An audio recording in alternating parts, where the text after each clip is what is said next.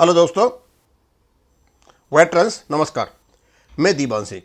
आज फिर एडवोकेट कमल पाटनी साहब ने एक लेख लिखा और उसमें कैसी बातें उठाई इन्होंने जो शायद अंदर की बातें जो हमें पता नहीं है।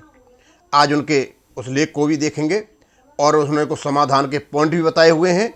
अब क्योंकि ये मामला बड़े कई सालों से 30 सालों से पड़ा हुआ है, इतना उलझ गया है कि हर आदमी कन्फ्यूज है क्या करे और क्या नहीं करे, क्योंकि जिनके हाथ में पावर है वो तो अंधे होकर के बन गए हैं। और उन्होंने बताया इसमें पेंशन अपडेशन नहीं होना दो संस्थाओं का काम है। एक व्यक्ति जो AIBA का है, CHB वेंकटाचलम, और उनके साथ के दूसरे यूनियन चाहे उनको चलती नहीं है, और एक है इसमें IBA। और इसको लागू नहीं होने का मुख्य कारण ये बताते हैं कि IBA को अपने खर्चे चलाने के लिए बजट चाहिए और बजट बैंक ऐसे नहीं देते, उनको कहीं न कहीं से पैसा निकालना है और उनको पैसा निकालना है केवल और केवल पेंशनर्स की पेंशन अपडेट ना करके। ये इसका सार है। अब मैं उनको पढ़ा बता देता हूं कि क्या क्या है उनका। कहते हैं पेंशनर के साथ हुआ 22 वर्षों का अन्याय, रेगुलेशन 35.1 की अनदेखी की असली कहानी। कमल पाटनी, रतलाम। भूमिका: बैंकों के कर्मचारियों और पेंशनर्स की ताकत कहे जाने वाले यूनियन संगठन जिन पर कभी भरोसा किया जाता था वे सदस्यों के हितों की रक्षा करेंगे, आज इनकी साख बुरी तरह गिर चुकी है।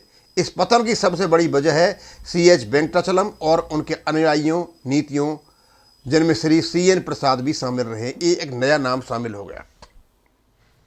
अब ये कौन है ये बताएंगे। कहते हैं रेगुलेशन 35.1 का सार बता रहे। वो ये नहीं लिखा है उसमें क्या लिखा हुआ, सार बता रहे। रेगुलेशन 35.1 को जब रेगुलेशन 56 के साथ पढ़ा जाता है और उसको भी साथ में CCS रूल 1972 में जो अमेंडमेंट हुआ 2021 और 23 के साथ पढ़ा जाता है, उसका मतलब यह निकलता है कि bank employees pension regulation 1995 regulation 35 में स्पष्ट प्रावधान है। क्या है? पेंशन का मूलधन समय समय पर केंद्रीय सरकार के कर्मचारियों के वेतन संशोधन के अनुसार संशोधित किया जाएगा। 56 में लिखा हुआ है कि जहां भी आपको कोई डाउट होता है, CCS रूल 1972 जो करेस्पॉन्डिंग रूल्स है उनका सहारा लिया जाएगा। हालांकि इसमें इंप्लाइडली है, लेकिन इसी चीज को एक्सप्रेसली 2021 और 22-23 में कर दिया गया था। यानी जैसे जैसे वहां संशोधन होगा वो यहां भी संशोधन हो जाएगा। आज वर्तमान स्थिति है 2021 और 23 के बाद, तो उसका अर्थ यही निकलता है जो पाटनी साहब कह रहे हैं। अमेंडमेंट से पहले इंप्लाइडली कह सकते थे, अर्थ नहीं निकलता था। आज के अर्थ में यही अर्थ निकलता है। इसका अर्थ यह था कि बैंक पेंशनर्स का भी वेतन संशोधन के अनुरूप पेंशन अपडेट मिलना चाहिए, ठीक वैसे ही जैसे सरकारी कर्मचारियों को मिलता है। क्योंकि आपका CCS रूल्स 1972 में 2021 और 23 में जो अमेंडमेंट हुआ था उसमें यही लिखा हुआ है। जब वहां यह लिखा हुआ है उनका होगा वेतन आयोग के अनुसार, तो ऑटोमेटिक वो चीज यहां ट्रांसफर हो जाती है बैंक पेंशन रेगुलेशन पर।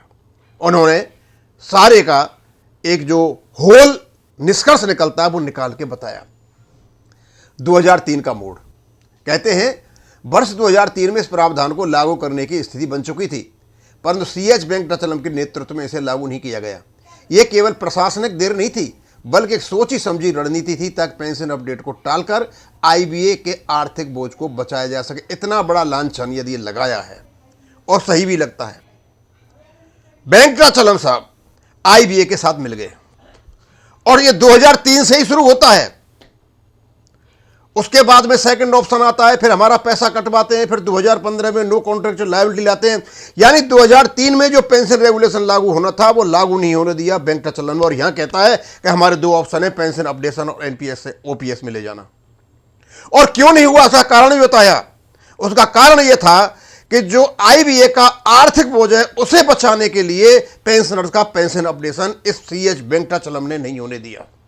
वेंकटाचलम जी आंसर दो, उत्तर दो और अपने गिरेबान में झांक करके देखो कि ये क्या कह रहे हैं पाटनी साहब।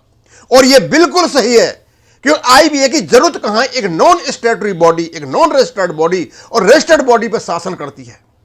और केवल ये 12 बैंकों के जो पीएसबी के जो मेंबर्स हैं वहां, और ये आपके जो यूएफबी के ये हैं, इन्हीं की चलते आईबीए, यूएफबी, आईए, भाई दूसरे बैंकों के भी तो संगठन है, प्राइवेट बैंकों के, वो भी तो रजिस्टर्ड बॉडी है, उनके भी तो यूनियन है, उनकी बातें क्यों नहीं आती है? तुम्हारी बातें क्यों आती हैं? तुम ही छाए रहते हो हमेशा 24 घंटे, क्योंकि आपको हमारा पैसा रोकना है, पेंशन रोकनी है। आगे आईबीए और यूएफबी की भूमिका। आईबीए ने कोर्ट में ऐसे ऐसे हलफनामे दिए जो पेंशनर्स के हित में विपरीत थे।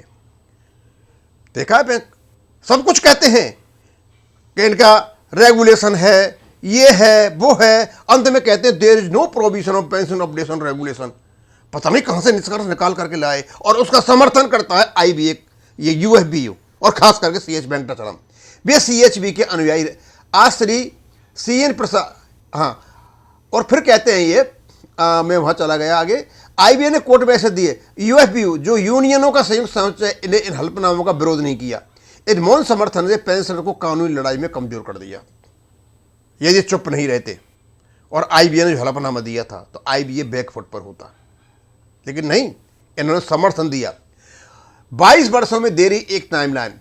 वर्ष घटनाक्रम 1995 के बैंक पेंशन रेगुलेशन लागू, 35/1 शामिल, 2003 पेंशन अपडेट लागू करने का अवसर, सीएचबी और यूएफबी की चुप्पी, 2005 और 2010 में कोर्ट केस, आईबीए के प्रतिकूल हलफनामे, 2015 पेंशनर्स की याचिकाएं लंबित, यूएफबी की निष्क्रियता, 2019 कई पेंशन संघों ने आंदोलन तेज किया, फिर भी 35/1 लागू नहीं किया गया। 2025 और 22 सालों बाद ये पेंशन अपडेट धर्म में पेंशन को नुकसान जाए, मतलब लटका हुआ है। पूरी कहानी बता दी इन्होंने। अब ये बताते हैं श्री सीएन प्रसाद की स्थिति। अब मैं नहीं जानता सीएन प्रसाद साहब कौन है, जो पुराने आदमी हैं, इनको पता होगा ज़्यादा। कहते हैं आज सीएन प्रसाद अपडेट के पक्ष में बात करते हैं, लेकिन ये सच्चाई है, भी नकार नहीं सकते। वे सीएचबी के अनुयायी रहे हैं, कई बार सीएचबी के सामने झुके और 2003 में 35/1 के क्रियान्वयन में चुप्पी साधी रखी। इतनी बड़ी बातों को हमको पता नहीं था। हम तो, मुझे मेरे ख्याल में 4 महीने हुए मुझे तो वीडियो बनाते हुए, इन चीज़ों को पढ़ते हुए। जो पीछे की जो कहानी आ रही है, अब आ रही है पूरी।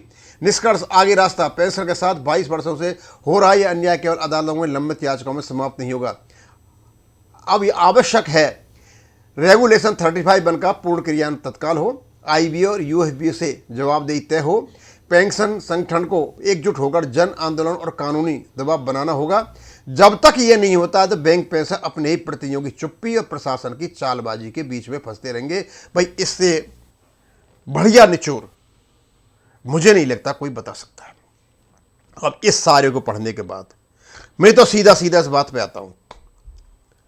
कमल पाटनी साहब कहते हैं कि भैया हमारा पेंशन अपडेशन 35.1 में है, और यदि आप इसको पढ़ते हो 56 रेगुलेशन के साथ में, और 56 रेगुलेशन में जो सीसीएस रूल के तत्कालीन रूल बताए गए ऑटोमेटिक अपडेट हो गए थे या अमेंड हो गए थे 2021 और 23 में, तो उसका सार यह निकल के आता है कि जब जब बेज रिवीजन आएगा पेंशन अपडेट होगी। अब अपडेट क्यों नहीं हो रही है? क्योंकि ये अपडेट नहीं हो रही है केवल और केवल वेंकटाचलम और उसकी जो यूनियन को साथ दे रही है उनकी वजह से नहीं हो रही है। इनकी चुप्पी नहीं होने दे रही है। आईबीए को खुली छूट दे रखी है इन लोगों ने, ये कुछ भी कहे कोर्ट में जाकर के, लेकिन इनकी आवाज नहीं निकलती है। ये जब जाते हैं जाकर के मुंबई में जाकर के आईबीए के समक्ष बैठते हैं, केवल और केवल चाय समोसा खाते हैं और पी करके चले जाते हैं। इनको अच्छा खासा कमाई या जो सर्विंग यूनियन है उनसे इनको हो रही है। और एक बात समझ में नहीं आती है कि आईबीए जो एक अनरजिस्टर्ड बॉडी है, नॉन स्टैट्यूटरी बॉडी है, ये कैसे स्टैट्यूटरी बॉडी पर कंट्रोल कर सकती है, रेगुलेट कर सकती है, उनको गाइड कर सकती है? इनका कोई काम नहीं है।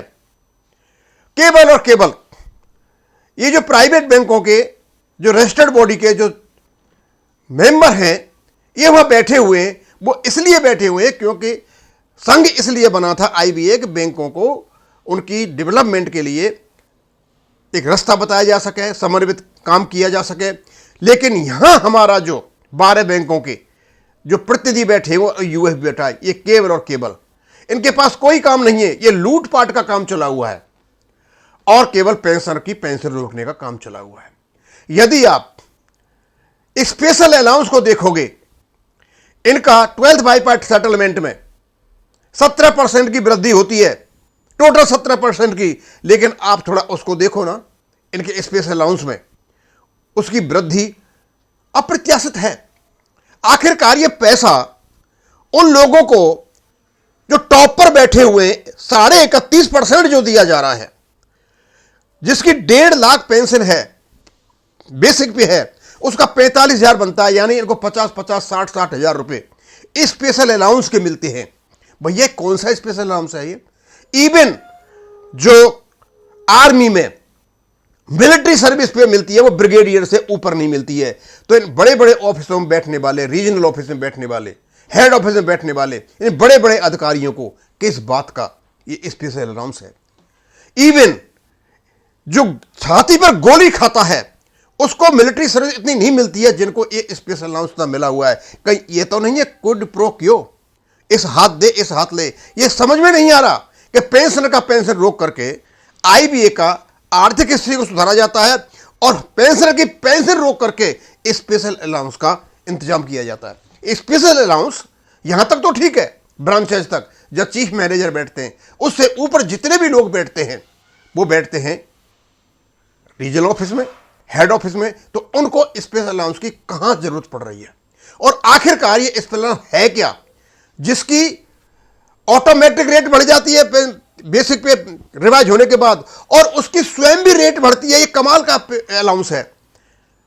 हम तो चाहेंगे हमारे जितने भी ये पेंशनर संगठन हैं इस चीज पे कोर्टों में आवाज उठाएं कि आखिरकार ये स्पेशल पेंशन है क्या। और जब ये स्पेशल अलाउंस आया था उसी समय 2015 में नो कॉन्ट्रेक्चुअल लायबिलिटी क्लॉज को दस्तखत किया था सीएच वेंकटाचलम ने अपनी यूनियन के साथ में। अब इसको मैं यहीं खत्म करूंगा। थैंक यू, धन्यवाद।